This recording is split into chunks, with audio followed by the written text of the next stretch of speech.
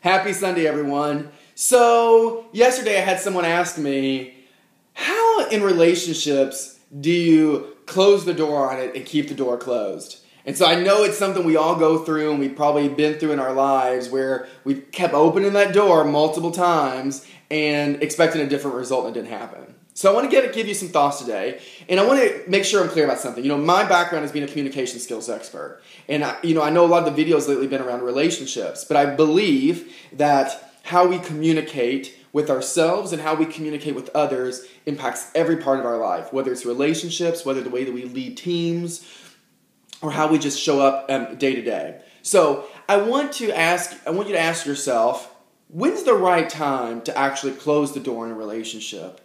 And just from my perspective only, and from my experience coaching people, I would say the right time to close the door in the relationship is when the relationship is no longer healthy, when the relationship is no longer fostering the space for both people to grow, and when both people are no longer giving and making the commitment to make it work. That's when you know that the relationship has reached the point where you need to say thank you, but maybe the season's over and I need to close the door and move on. Because when you can be honest with yourself about the type of love that you really deserve, and the type of love that you really want, then you'll make that commitment and that decision to do it.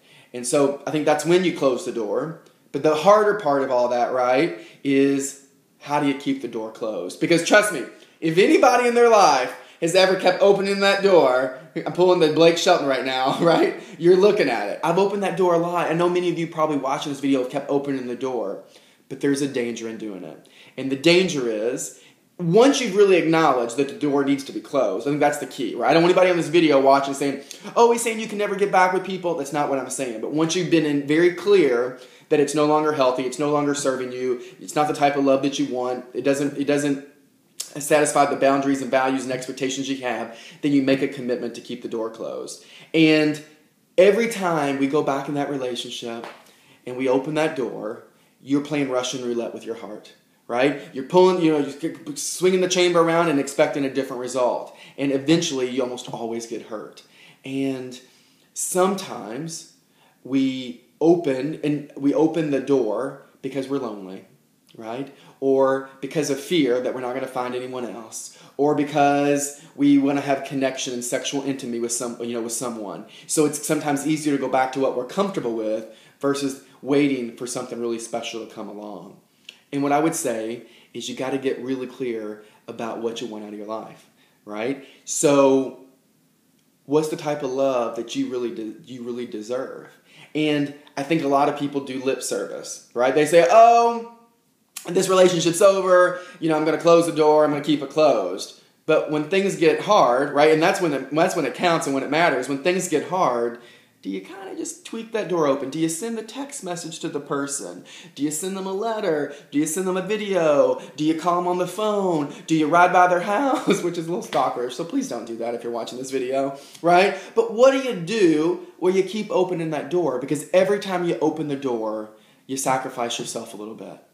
Because you've already said at some point, this relationship's no longer healthy. It's no longer the type of love that I need and want out of my life, but I'm going to keep running back to it because it's what I know.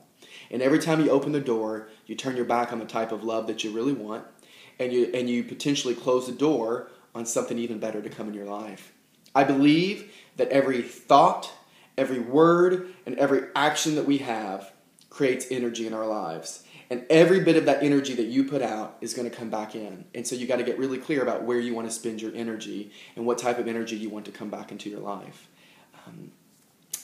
I know it's not easy, right? I know it's really easy to pick up that phone or send that text message when we're operating from a place of fear. I want you to love yourself enough to be able to make the commitment to keep the door closed because you deserve it. I think it's easy to say we want to keep the door closed. Right? I think there's people in their career that says, "Oh, I'm fine." It's like the Lindsay Lohan syndrome. "Oh, I'm fine. I don't have a problem." But the commitment behind it and to do the work is a completely different story, right? So, but what do your actions say about you, right? So, it's one thing to say you want to keep the door closed. It's another to actually make the commitment to yourself And to the other person, and respect and honor them as well, that we've got to keep the door closed for both of us, and it's in both our best interest. So I hope it gives you something to think about today. I know it's a sticky topic, but it all comes back to you getting clear about how you're communicating inside. Because when we're not really clear about our own self-awareness and what our values are and what our vision is and the type of love we want, we sacrifice that and we with our actions. So it gives you something to think about. I hope you have an amazing Sunday. I'm getting ready to go see my mother in Mount Washington, Kentucky. So I'm going to get some of Mom's good home food cooking. So I'm looking forward to it. If no one tells you today that they believe in you, please know that I believe in you.